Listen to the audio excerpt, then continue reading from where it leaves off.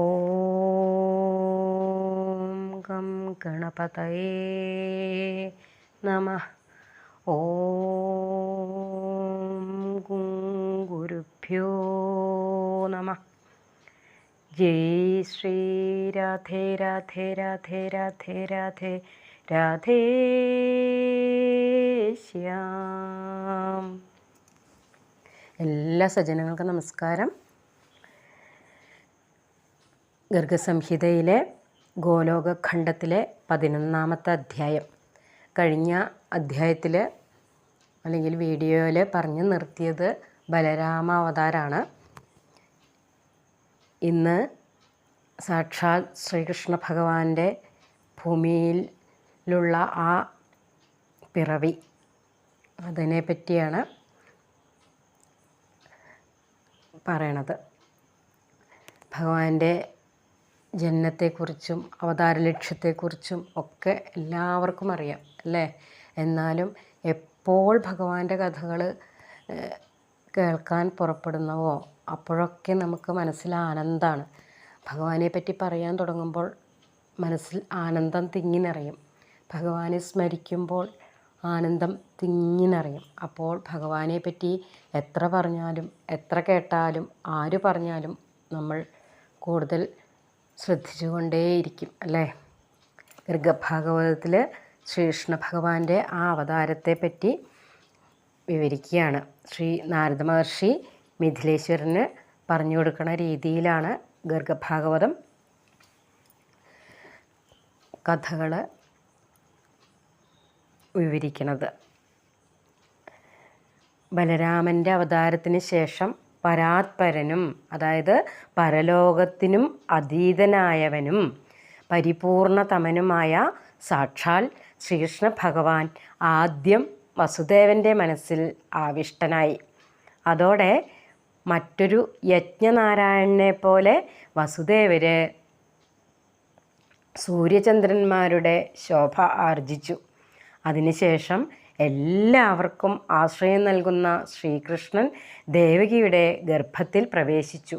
അപ്പോൾ ദേവകി ലക്ഷ്മിയെപ്പോലെ ശോഭിക്കാൻ തുടങ്ങി. ദേവകിയുടെ ആ തേജസ്സാർന്ന രൂപം കണ്ടപ്പോൾ കംസൻ വ്യാകുലചിത്തനായിത്രേ. കാരണം തൻ്റെ പ്രാണഹന്താവ് വന്ന് കഴിഞ്ഞു.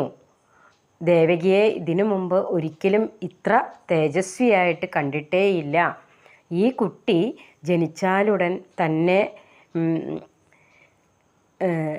താൻ തീർച്ചയായും കൊല്ലും എന്നൊക്കെ കംസൻ ചിന്തിച്ചു തുടങ്ങി. ഇപ്രകാരം ഭയഭീതനായ കംസൻ ആ ബാലകൻ്റെ ജനനത്തിനായിട്ട് കാത്തിരുന്നു.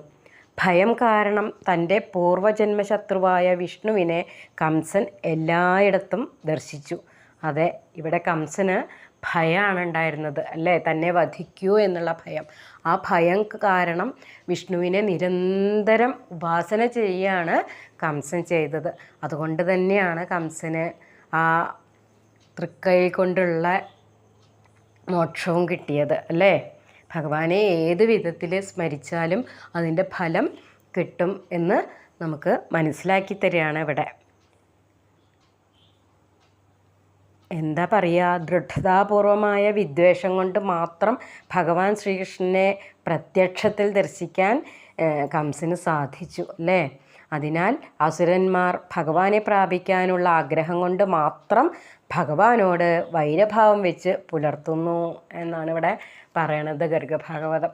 അതായത് പെട്ടെന്ന് ഭഗവാനെ നേടാൻ വേണ്ടിയിട്ടാണ് അവർ ഈ വൈരഭാവം കൊണ്ട് ഭഗവാനെ സ്മരിക്കണത് എന്ന് പറയണു. ഭഗവാൻ ഗർഭാശയത്തിൽ ആവിഷ്ടനായപ്പോൾ ബ്രഹ്മാദി ദേവന്മാരും നാരദാദി മുനിമാരും വസുദേവൻ്റെ വീടിന് മുകളിൽ ആകാശത്ത് സ്ഥിതി ചെയ്തുകൊണ്ട് ഭഗവാനെ പ്രണമിച്ച് സ്തുതിച്ചു തുടങ്ങി. ആ സ്തുതിയാണ് ഇനി പറയണത്. ദേവന്മാർ സ്തുതിക്കുകയാണ്. ഉണർന്നും ഉറങ്ങിയുമുള്ള അവസ്ഥയിൽ സ്ഥിതി ചെയ്യുന്ന ലോകത്തിൻ്റെ ഏകമാത്ര ഹേതുവായിട്ടും സ്വയം ഹേതുരഹിതനായിരിക്കുന്ന ആരുടെ ഗുണങ്ങളെ ആശ്രയിച്ച് ഈ പ്രാണി സമുദായം എല്ലായിടത്തും വിചരിക്കുന്നുവോ അതുപോലെ അഗ്നിയിൽ നിന്ന് ഉണ്ടാവുന്ന തീപ്പൊരികൾ ഏതൊക്കെ വിധത്തിലാണോ വീണ്ടും അഗ്നിയിൽ പ്രവേശിക്കാത്തത്, അതുപോലെ മഹത്വവും ഇന്ദ്രിയവർഗവും അതിൻ്റെ അധിഷ്ഠാക്കളായ ദേവസമൂഹവും ആരിൽ നിന്ന് ഉത്ഭവിച്ച് വീണ്ടും ആരിലേക്ക് പ്രവേശിക്കുന്നില്ലയോ, ആ ഭഗവാനായ ശ്രീകൃഷ്ണനെ തങ്ങൾ സാദരം നമസ്കരിക്കണു എന്ന് ദേവന്മാർ സ്തുതിച്ചു. ബലവാന്മാരിൽ ശ്രേഷ്ഠനായ കാലം ആരിൽ പ്രഭാവം ചെലുത്തുന്നില്ലയോ, വേദങ്ങൾ ആരെ വിഷയമാക്കുന്നില്ലയോ, ആ പരമ അമൃത പ്രശാന്ത ശുദ്ധ പരാത്പര പൂർണ്ണബ്രഹ്മസ്വരൂപമായ ഭഗവാനെ അങ്ങയെ ഞങ്ങൾ ശരണം പ്രാപിക്കുന്നു എന്നാണ് അവർ സ്തുതിക്കുന്നത്. ഏത് പരമേശ്വരൻ്റെ അംശാവതാരം, കലാവതാരം, ആവേശാവതാരം, പൂർണ്ണാവതാരം എന്നീ വിവിധ അവതാരങ്ങളിലൂടെ ഈ വിശ്വത്തിൻ്റെ സൃഷ്ടിപാലനം മുതലായ കാര്യങ്ങൾ ചെയ്യുന്നുവോ, ആ പൂർണ്ണത്തിന് അപ്പുറത്തുള്ള പരിപൂർണതമൻ ഭഗവാൻ ശ്രീകൃഷ്ണനെ തങ്ങൾ പ്രണമിക്കുന്നു. അതായത് ശ്രീകൃഷ്ണ ഭഗവാൻ എന്ന് പറയണത് പരിപൂർണതമനാണ് എന്നിവിടെ ഗർഗഭാഗവതം വീണ്ടും വീണ്ടും പറഞ്ഞു തരുന്നു. കഴിഞ്ഞതും ഇപ്പോഴുള്ളതും വരാൻ പോകുന്നതുമായ മന്വന്തരങ്ങളിലും യുഗങ്ങളിലും കൽപ്പങ്ങളിലും ഭഗവാനെ അങ്ങ് അംശാവതാരവും കലാവതാരവും എടുക്കുന്നു. എന്നാൽ ഇന്നാണ് അവിടുന്ന് പരിപൂർണതമനായി അവതരിക്കുന്ന ആ സൗഭാഗ്യ ദിവസം ഉണ്ടായിരിക്കുന്നത്. ഈ പരിപൂർണതമ്മ അവതാരത്തിലൂടെ ഭൂമിയിൽ ധർമ്മം സ്ഥാപിച്ചിട്ട് അവിടുന്ന് മംഗളം പ്രസരിപ്പിക്കും. ആനന്ദകന്ദ ദേവകീനന്ദന, അവിടുത്തെ ചരണാരവിന്ദങ്ങൾ ശുദ്ധീകരിക്കപ്പെട്ട അന്ധകരണമുള്ള യോഗികൾക്ക് പോലും ദുർലഭവും അഗമ്യവുമാണെങ്കിലും സ്വന്തം ഭക്തന്മാർക്ക് പരമ സുലഭവുമാണ്. അവർ സ്വന്തം നിർമ്മല ഹൃദയത്തിൽ ഭക്തിയോഗം ധരിച്ച് എപ്പോഴും പ്രീതിരസത്തിൽ നിമഗ്നരായിട്ട് ദ്രവിതചിത്തരായി സ്ഥിതി ചെയ്യണു. വിശുദ്ധരൂപത്തിൻ്റെ മന്ദം മന്ദം വിചരിക്കുന്ന അവിടുത്തെ ചരണാരവിന്ദത്തിൻ്റെ ആ തേനും പൂമ്പൊടിയും തങ്ങൾക്ക് സാനുരാഗം ശിരസിൽ ധരിക്കാൻ സാധിക്കട്ടെ എന്ന് മാത്രമാണ് തങ്ങളുടെ ആന്തരിക അഭിലാഷം എന്ന് ദേവന്മാർ സ്തുതിക്കുന്നു. അവിടുന്ന് പരമ കമനീയ കളേബരനാണ്. ഇത്തവണയും അങ്ങ് അതേ അവസ്ഥയിൽ ശോഭിക്കും. അവിടുത്തെ രൂപം ശതകോടി കാമദേവന്മാരെയും മോഹിപ്പിക്കുവാനെന്ന വിധത്തിൽ പരമ അത്ഭുതകരമാണ്. അവിടുന്ന് ഗോലോക വൃന്ദാവനത്തിലേതുപോലെയുള്ള അതേ ദീപ്തി ഇവിടെയും പ്രദർശിപ്പിക്കും. സർവോത്കൃഷ്ട ധർമ്മധനത്തിൻ്റെ അധിപതിയും ശ്രീരാധാവല്ലഭനുമായ അങ്ങയെ തങ്ങൾ പ്രണമിക്കുന്നു. ഇങ്ങനെയാണ് ദേവന്മാരുടെ സ്തുതി. അതുപോലെ നമുക്കും ആ ഒരു സ്തുതിയിൽ പങ്കെടുത്ത് ഭഗവാനെ ദർശിക്കാം അല്ലേ. അതിനുശേഷം മുനിമാരോടൊപ്പം ബ്രഹ്മാവ് മുതലായ മുഴുവൻ ദേവന്മാരും ഭഗവാനെ നമസ്കരിച്ച് ഭഗവാന്റെ മഹിമയെ പാടിപ്പുകഴ്ത്തി. ഭഗവാന്റെ സ്വഭാവത്തെ പ്രശംസിച്ചുകൊണ്ട് പ്രസന്നതാപൂർവം അവരവരുടെ ധാമത്തിലേക്ക് പോയി. മിഥിലാ സമ്രാട്ടായ ബഹുലാശ്വ അതിനുശേഷം ഭഗവാൻ പ്രത്യക്ഷനാകാൻ പോകുന്ന സമയത്ത് ആകാശം സ്വച്ഛമായി, അതായത് തെളിഞ്ഞു.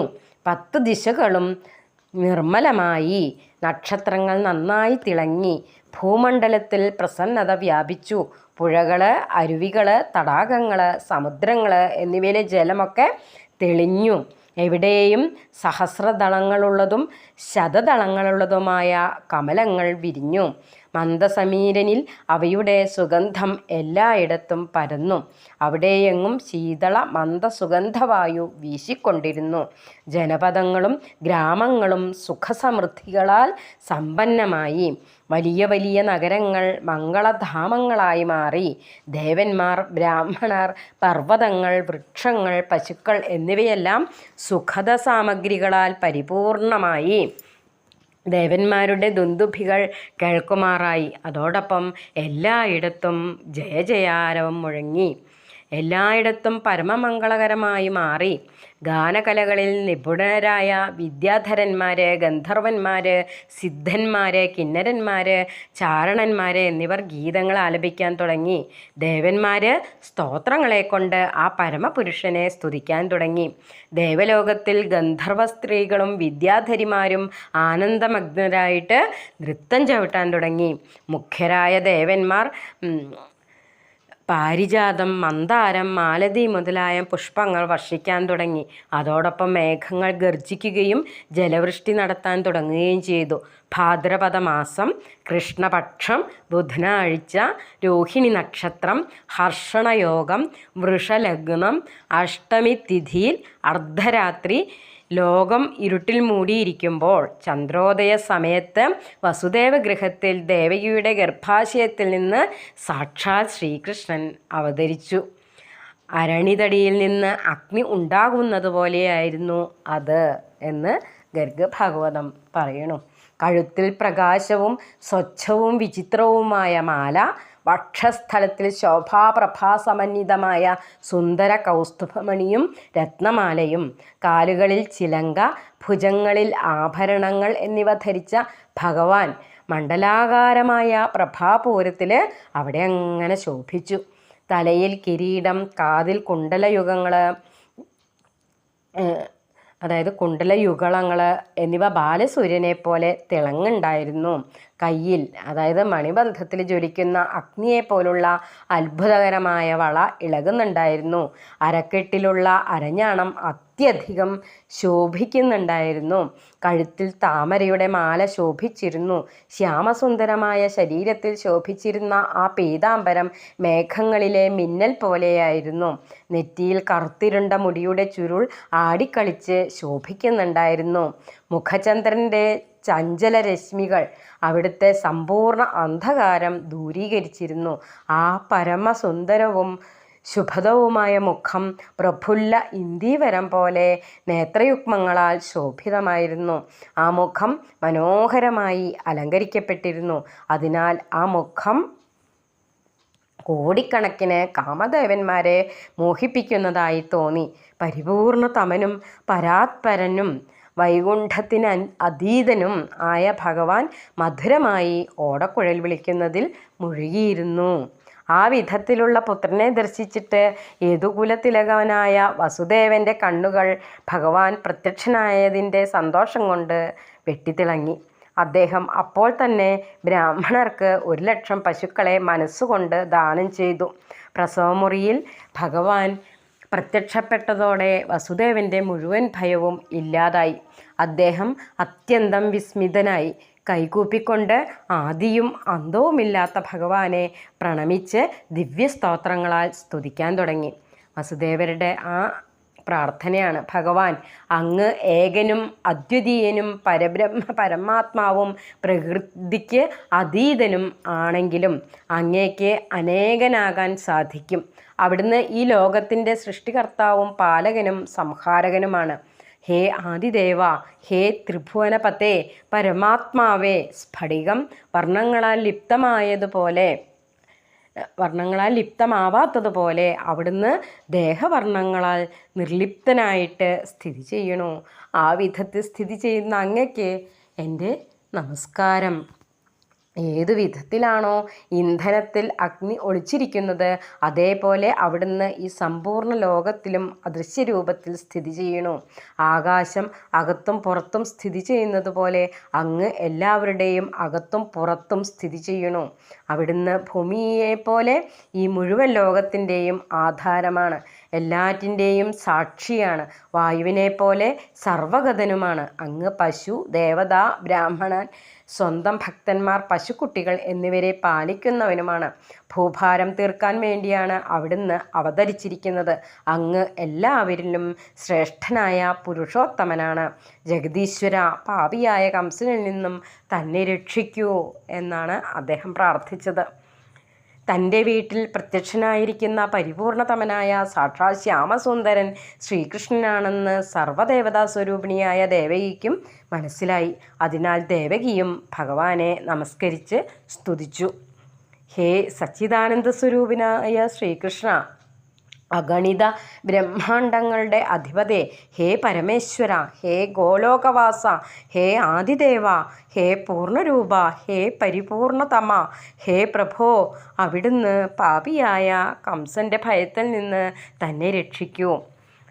മാതാപിതാക്കളായി സ്ഥിതി ചെയ്യുന്ന വസുദേവദേവകിമാരിൽ നിന്ന് ഈ സ്തുതി കേട്ടിട്ട് പാപനാശകനായ സാക്ഷാൽ ഭഗവാൻ ശ്രീകൃഷ്ണൻ മന്ദം മന്ദം ചിരിച്ചുകൊണ്ട് അവരോട് പറഞ്ഞു, മുമ്പത്തെ ജന്മത്തിൽ ദേവകി പതിവ്രതയായ പ്രശ്നിമാതാവും വസുദേവർ പ്രജാപർത്തി സുതപസ്സും ആയിരുന്നു. നിങ്ങൾ രണ്ടുപേരും സന്താനത്തിനു വേണ്ടി ബ്രഹ്മാവിൻ്റെ ആജ്ഞ അനുസരിച്ച് അന്നവും ജലവും ഉപേക്ഷിച്ച് കഠിനമായ തപസ് അനുഷ്ഠിച്ചിരുന്നു. ഒരു മന്വന്തരകാലം, അതായത് 30 കോടിയിലധികം മനുഷ്യവർഷങ്ങൾ കഴിഞ്ഞിട്ടും നിങ്ങളുടെ തപസ് തുടർന്നു. അപ്പോൾ താൻ നിങ്ങളിൽ പ്രസന്നനായി പ്രത്യക്ഷപ്പെട്ട് വരം ചോദിക്കുവാൻ ആവശ്യപ്പെട്ടു. അത് കേട്ടപ്പോൾ നിങ്ങൾ പറഞ്ഞു, പ്രഭോ, തങ്ങൾക്ക് അങ്ങയെപ്പോലുള്ള പുത്രനുണ്ടാവണം, അതാണ് തങ്ങളുടെ ആവശ്യം. അപ്പോൾ ഭഗവാൻ തഥാസ്തു എന്ന് അനുഗ്രഹിച്ചു. അതായത് അങ്ങനെ തന്നെ ആവട്ടെ എന്ന് പറഞ്ഞ് അപ്രത്യക്ഷനായി. അത് കഴിഞ്ഞ് ദമ്പതിമാരായ നിങ്ങളുടെ പുണ്യകർമ്മങ്ങൾ കാരണം മാതാപിതാക്കളായി എനിക്ക് തുല്യനായി ഒരിടത്തും ആരും തന്നെ ഇല്ലാത്തതുകൊണ്ട് ജഗദീശ്വരനായ താൻ തന്നെ നിങ്ങളുടെ പുത്രനായി. അപ്പോൾ പൃശ്നിഗർഭൻ എന്ന പേരാണ് താൻ സ്വീകരിച്ചിരുന്നത്. അടുത്ത ജന്മത്തിൽ നിങ്ങൾ കശ്യപനും അതിഥിയുമായപ്പോൾ താൻ വാമന രൂപത്തിലുള്ള ഉപേന്ദ്രനായി അവതരിച്ചു. ഈ ജന്മത്തിലും പരാത്പര പരമേശ്വരനായ താൻ നിങ്ങളുടെ പുത്രനായി പ്രത്യക്ഷനായിരിക്കുകയാണ്. അങ്ങ് എന്നെ നന്ദഭവനത്തിൽ കൊണ്ടുചെന്ന് ആക്കിയാലും അതോടെ നിങ്ങൾ കംസന്റെ ഭയത്തിൽ നിന്ന് മോചിതരാവും. തനിക്ക് പകരമായി നന്ദഗോപരുടെ പെൺകുട്ടിയെ ഇങ്ങോട്ട് എടുത്തുകൊണ്ടുവന്ന് അങ്ങ് സുഖമായി ഇരുന്നാലും എന്ന് ഭഗവാൻ മാതാപിതാക്കളെ അറിയിച്ചു. ഇപ്രകാരം പറഞ്ഞ് ഭഗവാൻ നിശബ്ദനാവുകയും തുടർന്ന് കുട്ടിയായി മാറുകയും ചെയ്തു. വസുദേവനും ദേവകിയും ഇതെല്ലാം നോക്കിക്കണ്ടു. നടന്മാർ വേഷം മാറുന്നത് പോലെയായിരുന്നു അത്. കുട്ടിയായി മാറിയ ശ്രീകൃഷ്ണ ഭഗവാനെ വസുദേവൻ തൊട്ടിലിൽ കിടത്തി. അതേ സമയത്ത് മഹാവനത്തിൽ നന്ദഗൃഹത്തിൽ നന്ദപത്നിയായ യശോദയുടെ ഗർഭാശയത്തിൽ നിന്ന് ഭഗവാന്റെ നിർദ്ദേശപ്രകാരം യോഗമായ ചെറിയ പെൺകുട്ടിയായി പുറത്തു വന്നു. ഭഗവാന്റെ മായാശക്തി കാരണം കാവൽക്കാരനടക്കം എല്ലാവരും ഗാഠനിദ്രയിലാണ്ടു. കാരാഗ്രഹത്തിൻ്റെ ചങ്ങലകളും പൂട്ടുകളും തനിയെ അഴിഞ്ഞു പോവുകയും വാതിലുകൾ തനിയെ തുറക്കപ്പെടുകയും ചെയ്തു. വസുദേവൻ ഭഗവാനെ തൊട്ടിലിൽ കിടത്തി തലയിൽ വെച്ചുകൊണ്ട് പുറത്തേക്കിറങ്ങുമ്പോൾ തന്നെ സൂര്യോദയത്തോടെ ഇരുട്ട് അകലുന്നതുപോലെ വസുദേവൻ്റെ മനസ്സിലുള്ള അജ്ഞതയും പുറത്തുള്ള അന്ധകാരവും പെട്ടെന്ന് ഇല്ലാതായി. ആകാശത്ത് മേഘങ്ങൾ തടിച്ചുകൂടുകയും ചാറ്റൽ മഴ ഉണ്ടാവുകയും ചെയ്തു. അപ്പോൾ അനേകം ഫണങ്ങളുള്ള ശേഷൻ തൻ്റെ പത്തി വിടർത്തി മഴയെ തടഞ്ഞു നിർത്തി വസുദേവൻ്റെ പിന്നാലെ തന്നെ പോയി. ശക്തിയായ ഒഴുക്ക് കാരണം യമുനയിൽ ഓളങ്ങളിലും ചുഴികളിലും നിറഞ്ഞിരുന്നു. അത് സിംഹത്തെ പോലെയുള്ള മൃഗങ്ങളെപ്പോലും ഒഴുക്കിക്കൊണ്ടു പോവാൻ മാത്രം ശക്തിയുള്ളതായിരുന്നു. എന്നിട്ടും നദികളിൽ ശ്രേഷ്ഠമായ യമുന വെള്ളത്തെ 2 ഭാഗത്തും മാറ്റി നിർത്തിക്കൊണ്ട് വസുദേവന് സുഖമായി നടന്നു പോകാൻ വഴിയുണ്ടാക്കി കൊടുത്തു. നന്ദഗോപരുടെ വീട്ടിൽ എല്ലാവരും നല്ല ഉറക്കമായിരുന്നു. അവിടെ ചെന്ന് വസുദേവൻ ഭഗവാനെ യശോദയുടെ കിടക്കയിൽ കിടത്തിയ ശേഷം യശോദയുടെ പെൺകുട്ടിയെ കയ്യിലെടുത്തുകൊണ്ടുവന്ന് മുമ്പത്തെ പോലെ തന്നെ യമുന കടന്ന് സ്വന്തം വാസസ്ഥാനത്തേക്ക് തിരിച്ചു വന്നു. മഹാവനത്തിൽ തനിക്കൊരു പുത്രനോ പുത്രിയോ ഉണ്ടായി എന്ന് മാത്രമേ യശോദയ്ക്ക് ഓർമ്മയുണ്ടായിരുന്നുള്ളൂ. വസുദേവഗൃഹത്തിൽ കുട്ടിയുടെ കരച്ചിൽ കേട്ടപ്പോൾ എല്ലാവരും ഉണർന്നു. കാവൽക്കാരൻ എഴുന്നേറ്റ് പോയി കുട്ടി ജനിച്ച വിവരം കംസനെ അറിയിച്ചു. അത് കേട്ടപ്പോൾ തന്നെ കംസൻ ഭയഭീതനായി പ്രസവമുറിയിലേക്ക് ഓടിച്ചെന്നു. അപ്പോൾ സതിയും സാധ്വിയുമായ സഹോദരി ദേവകി കരഞ്ഞുകൊണ്ട് പറഞ്ഞു, സഹോദര, താങ്കൾ ദീനദുഃഖിതരോട് സ്നേഹവും അഭയവും കാണിക്കുന്നവനാണ്. താങ്കളുടെ സഹോദരിയായിട്ടും കാരാഗ്രഹത്തിൽ അടയ്ക്കപ്പെട്ടിരിക്കുകയാണ്. തൻ്റെ എല്ലാ പുത്രന്മാരും കൊല്ലപ്പെട്ടു. മക്കളെല്ലാം കൊല്ലപ്പെട്ട ഒരു ദൗർഭാഗ്യവതിയായ മാതാവാണ് താൻ. ഈ പെൺകുട്ടിയെ തനിക്ക് ഭിക്ഷയായി തന്നാലും ഇവൾ പെണ്ണാണ്. പെണ്ണിനെ വധിക്കുന്നത് താങ്കളെപ്പോലെയുള്ള ശ്രേഷ്ഠന്മാർക്ക് യോജിച്ചതല്ല. മംഗളകാരിയായ സഹോദര, ശ്രേഷ്ഠയായ ഈ കുട്ടിയെ തനിക്ക് തന്നാലും അതായിരിക്കും താങ്കൾക്ക് ഏറ്റവും അനുയോജ്യം എന്ന്. ദേവകിയുടെ മുഖത്തു നിന്നും കണ്ണുനീർ ധാരധാരിയായിട്ട് ഒഴുകുണ്ടായിരുന്നു. ദേവകി കുട്ടിയെ മാറോട് ചേർത്ത് ഒളിപ്പിച്ചുകൊണ്ട് വിനയഭാവത്തിൽ കംസനോട് അപേക്ഷിച്ചു.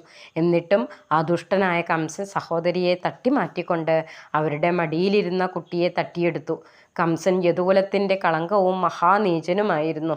എപ്പോഴും ചീത്തയായ കൂട്ടുകെട്ടുകൾ കാരണം കംസൻ്റെ ജീവിതം പാപമയമായിരുന്നു. ആ ദുരാത്മാവ് സ്വസഹോദരിയുടെ കുട്ടിയുടെ 2 കാലുകളും പിടിച്ച് അവളെ ശിലയിലടിക്കാൻ ഒരുങ്ങി.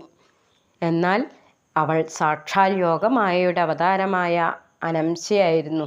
കംസൻ്റെ കയ്യിൽ നിന്ന് പിടിവിടുവിച്ച് അവൾ ആകാശത്തേക്ക് പോയി. 1000 കുതിരകളാൽ കെട്ടപ്പെട്ട ദിവ്യശതപത്രരഥത്തിലിരുന്നു. അതിൽ കമനീയമായ പട്ട് വിരിച്ചിരുന്നു. അവിടെ ഇരുന്നു കൊണ്ട് ദിവ്യരൂപം ധരിച്ചു. അപ്പോൾ അനംശയ്ക്ക് 8 കൈകളുണ്ടായിരുന്നു. 8 കൈകളിലും ദിവ്യമായ ആയുധങ്ങൾ ഉണ്ടായിരുന്നു. ആ ദേവി സ്വന്തം പാർഷദരാൽ സേവിതരായിരുന്നു. 100 സൂര്യന്മാരുടെ തേജസ്സായിരുന്നു ദേവിക്ക്. അതിനുശേഷം ദേവി മേഘഗംഭീരമായ സ്വരത്തിൽ പറഞ്ഞു, കംസ, നിന്നെ കൊല്ലാൻ പോകുന്ന പരിപൂർണതമനായ പരമാത്മാവ് സാക്ഷാൽ ഭഗവാൻ ശ്രീകൃഷ്ണൻ വേറെ എവിടെയോ അവതരിച്ചു കഴിഞ്ഞു. ഈ ദീനയായ ദേവകിയെ നീ വെറുതെ ദുഃഖിപ്പിക്കുകയാണ്. കംസനോട് അപ്രകാരം പറഞ്ഞ് യോഗമായ വിന്ധ്യാപർവ്വതത്തിലേക്ക് പോയി. അവിടെ ആ ദേവി അനേകം പേരുകളിൽ പ്രശസ്തിയായി. യോഗമായയുടെ ഉത്തമ വാക്കുകൾ കേട്ടിട്ട് കംസന് വളരെ ആശ്ചര്യം തോന്നുകയും ദേവകിയെയും വസുദേവനെയും ഉടൻ തന്നെ മോചിപ്പിക്കുകയും ചെയ്തു. കംസൻ സഹോദരിയോട് പറഞ്ഞു, സഹോദരി ഭർത്താവേ, സഹോദരി, താൻ പാപാത്മാവാണ്. തൻ്റെ കർമ്മങ്ങൾ പാപമയമാണ്. താൻ ഈ യദുവംശത്തിലെ മഹാനീചനും ദുഷ്ടനുമാണ്. താനാണ് ഈ ഭൂതലത്തിൽ താങ്കളുടെ പുത്രന്മാരുടെ ഹന്താവ്. താൻ ചെയ്ത അപരാധങ്ങൾ മുഴുവൻ ക്ഷമിച്ചാലും തൻ്റെ വാക്കുകൾ കേൾക്കൂ. ഇതെല്ലാം കാലം ചെയ്യിച്ചതാണ്. വായു ഏതു വിധത്തിലാണോ മേഘങ്ങളെ സ്വന്തം ഇഷ്ടമുള്ളിടത്തേക്ക് കൊണ്ടുപോകുന്നത്, അതുപോലെ കാലം തന്നെയും സ്വന്തം ഇഷ്ടമനുസരിച്ച് നടത്തിക്കൊണ്ടുപോയി. താൻ ദേവവാക്യം വിശ്വസിച്ചു. എന്നാൽ ദേവതമാരും അസത്യവാദികളായി. എൻ്റെ ശത്രുഭൂമിയിൽ അവതീർണനായിരിക്കുമെന്ന് യോഗമായ പറഞ്ഞിരിക്കുന്നു. എന്നാൽ എവിടെയാണെന്ന് എനിക്കറിയില്ല. ഇപ്രകാരം പറഞ്ഞ് കംസൻ സഹോദരിയുടെയും സഹോദരി ഭർത്താവിൻ്റെയും കാലിൽ വീഴുകയും പൊട്ടി കരയുകയും ചെയ്തു. കംസൻ്റെ മുഖത്തെ കണ്ണീർ ഒലിക്കുന്നുണ്ടായിരുന്നു. കംസൻ അവരോട് വളരെ സൗഹാർദ്ദം കാണിച്ചുകൊണ്ട് അവരെ സേവിച്ചു. പരിപൂർണതമനായ പ്രഭു ശ്രീകൃഷ്ണ ഭഗവാന്റെ ദയാദാന ദക്ഷകടാക്ഷങ്ങൾ കൊണ്ട് ഭൂതലത്തിൽ എന്താണ് സാധിക്കാത്തത് അല്ലേ? അടുത്ത ദിവസം രാവിലെ ദുരാത്മാവായ കംസൻ പ്രലംബൻ മുതലായ വലിയ വലിയ അസുരന്മാരെ വിളിക്കുകയും യോഗമായ പറഞ്ഞ കാര്യം പറഞ്ഞറിയിക്കുകയും ചെയ്തു. യോഗമായ പറഞ്ഞതനുസരിച്ച് തൻ്റെ നാശം വരുത്തുന്ന ശത്രു ഭൂമിയിൽ എവിടെയോ ജനിച്ചു കഴിഞ്ഞു. അതിനാൽ 10 ദിവസത്തിനുള്ളിൽ ജനിച്ച മുഴുവൻ കുട്ടികളെയും നിങ്ങൾ കൊല്ലുക. ദൈത്യന്മാർ പറഞ്ഞു. അപ്പോൾ താങ്കൾ ദ്വന്ദ്വയുദ്ധത്തിന് പോയപ്പോൾ രണഭൂമിയിൽ താങ്കൾ കുലച്ചിരുന്ന വില്ലിൻ്റെ കമ്പനം കേട്ടിട്ട് മുഴുവൻ ദേവന്മാരും പേടിച്ചു ഓടിയിരുന്നില്ലേ? പിന്നെ എന്തിനാണ് താങ്കൾ അവരെ പേടിക്കുന്നത്? പശുക്കൾ, ബ്രാഹ്മണർ, സാധുജനങ്ങൾ, വേദങ്ങൾ, ദേവതമാർ, ധർമ്മം, യജ്ഞം മുതലായ മറ്റ് തത്വങ്ങൾ എന്നിവയാണ് വിഷ്ണുവിൻ്റെ ശരീരമായി കണക്കാക്കിയിരിക്കുന്നത്. അവയുടെ വിനാശത്തിലാണ് ദൈത്യന്മാരുടെ ബലം. താങ്കളുടെ ശത്രുവായ മഹാവിഷ്ണു ഈ ഭൂമിയിൽ ജനിച്ചിട്ടുണ്ടെങ്കിൽ പശുക്കൾ, ബ്രാഹ്മണർ എന്നിവരെ വിശേഷിച്ചും ദ്രോഹിക്കുക എന്നതാണ് വേണ്ടത്. കംസൻ കൊടുത്ത ആജ്ഞ സ്വീകരിച്ച് ദുഷ്ട ദൈത്യന്മാർ ആകാശമാർഗേണ യാത്ര ചെയ്ത് പശുക്കൾ, ബ്രാഹ്മണർ എന്നിവരെ പീഡിപ്പിക്കാനും നവജാത ശിശുക്കളെ കൊല്ലാനും തുടങ്ങി. എല്ലാ സ്ഥലങ്ങളിലും സ്വന്തം ഇഷ്ടമനുസരിച്ച് രൂപം മാറാൻ കഴിവുള്ള ദൈത്യന്മാർ സർപ്പങ്ങളുടെയും എലികളുടെയും പോലെ വീടുകൾ തോറും പ്രവേശിക്കാനും അഴിഞ്ഞാടുവാനും തുടങ്ങി. അവർ സ്വഭാവം കൊണ്ട് തന്നെ അസുരപ്രവൃത്തികൾക്ക് ആക്കം വർദ്ധിപ്പിച്ചു. ഒന്നാമതായി കുരങ്ങ്, രണ്ടാമതായി അത് കള്ളു കുടിച്ചിരിക്കുന്നു, മൂന്നാമതായി അതിനെ തേളും കടിച്ചിരിക്കുന്നു. ഈ അവസ്ഥയിൽ ഉണ്ടാവുന്ന ചപലത പോലെയായിരുന്നു ഈ അസുരന്മാരുടേത്.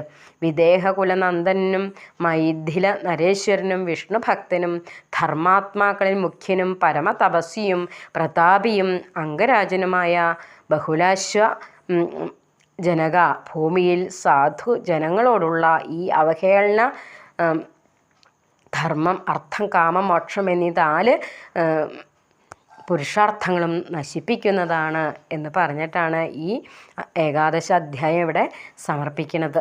അടുത്ത അധ്യായത്തിൽ ശ്രീകൃഷ്ണ അവതാര ഉത്സവമാണ്. ഗർഗഭാഗവതത്തിൽ പറഞ്ഞ പോലെ ശ്രീകൃഷ്ണ ഭഗവാനെ പറ്റി പറയാൻ എത്ര നാവുണ്ടായാലും പറ്റില്ല അല്ലേ? അനന്തൻ വിചാരിക്കുന്ന പോലെ തന്നെ എത്ര നാവുണ്ടായാലും ഭഗവാനെ പറ്റി മനസ്സിലാക്കാനോ അറിയാനോ പറയാനോ കഴിയില്ല. എങ്കിലും എന്തെങ്കിലും ഒരു സ്മരണ നമുക്ക് കിട്ടുന്നുണ്ടെങ്കിൽ അത് ആ ഗുരുജനങ്ങളുടെയും സാക്ഷാൽ രാധാകൃഷ്ണന്മാരുടെയും അനുഗ്രഹം കൊണ്ട് മാത്രമാണ് എന്ന് പൂർണ്ണ വിശ്വാസത്തോട് കൂടിയിട്ട് എൻ്റെ വാക്കുകൾ സജ്ജനങ്ങളിലും സമർപ്പിക്കുകയാണ്. ഭഗവാന്റെ രാധാകൃഷ്ണന്മാരുടെ ആ ഗോലോകവാസൻ്റെ പാതാരവിന്ദങ്ങളിൽ വീണ്ടും വീണ്ടും വീണ്ടും നമസ്കരിക്കണം. തരുന്ന എല്ലാ അനുഗ്രഹങ്ങൾക്കും വീണ്ടും വീണ്ടും വീണ്ടും നന്ദി പറയണം.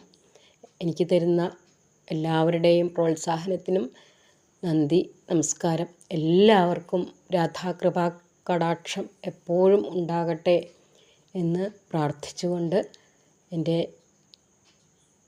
വാക്കുകൾ ആ പ്രപഞ്ചശക്തിയിൽ സമർപ്പിക്കുകയാണ്. നന്ദി, നന്ദി, നന്ദി. ജയ് ശ്രീ രാധേ രാധേ രാധേ രാധേ രാധേ ശ്യാം.